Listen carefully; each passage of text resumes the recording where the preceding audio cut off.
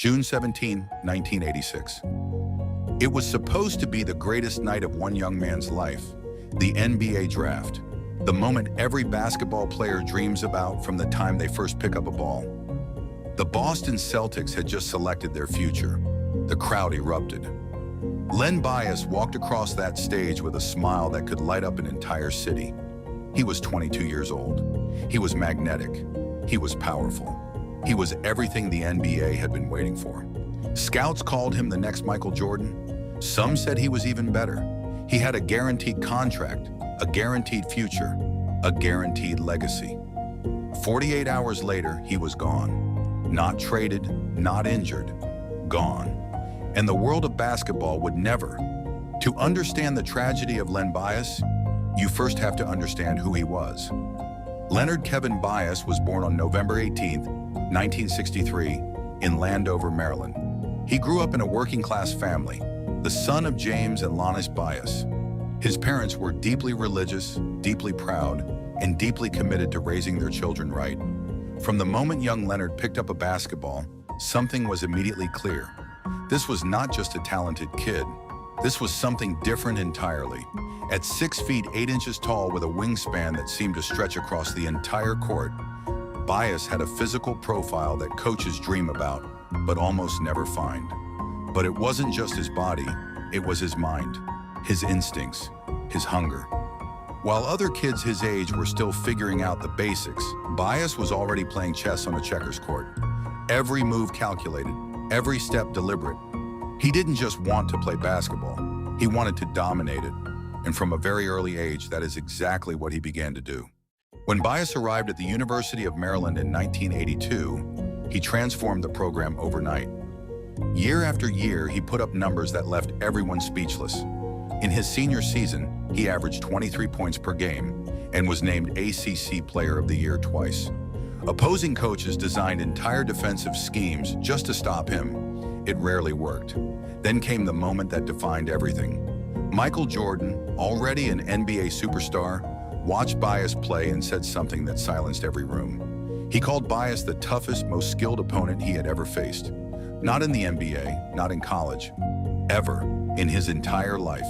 The greatest player who ever lived looked at Len Bias and saw his greatest challenge. By spring of 1986, the only question was who would be lucky enough to draft him. The Boston Celtics held the second overall pick.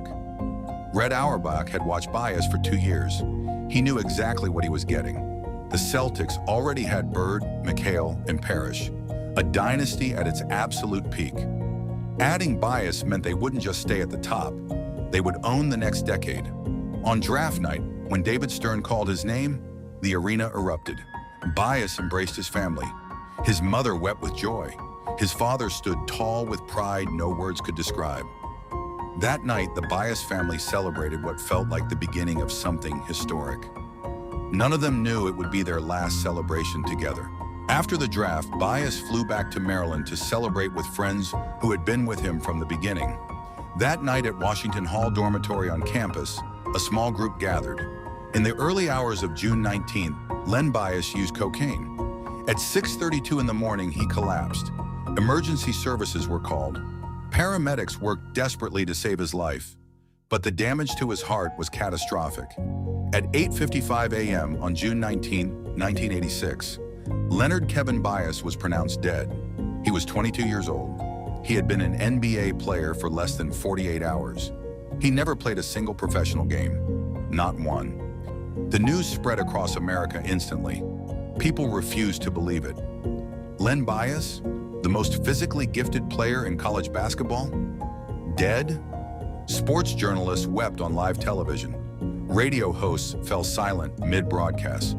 The University of Maryland campus went into collective shock for weeks. The Boston Celtics, who had celebrated just 2 nights earlier, mourned a player they had never even practiced with. Larry Bird later said losing Bias was the cruelest thing that ever happened to him in basketball. A player he had never shared a court with had already become part of his soul. That is who Len Bias was. Even in death, he left a mark on people who had never even met him. Here is what makes this story truly unbearable. It is not simply that he died young, it is the magnitude of what was lost. Analysts projected Bias would have been a perennial all-star from his very first season. His skill set was ahead of its time by decades. The Celtics, with Bias alongside Bird and McHale, could have won 3, 4, maybe 5 more championships.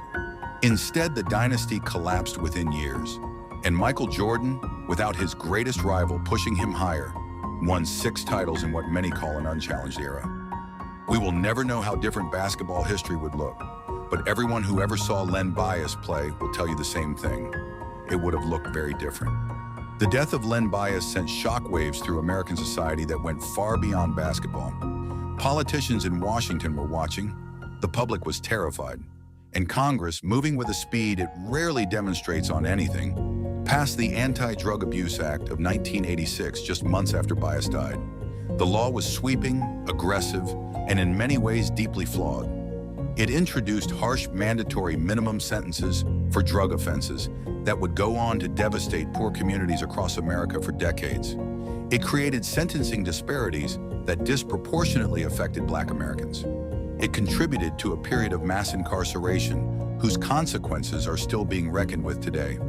Researchers and legal scholars have written entire books about the long shadow cast by legislation passed largely in reaction to one young man's death.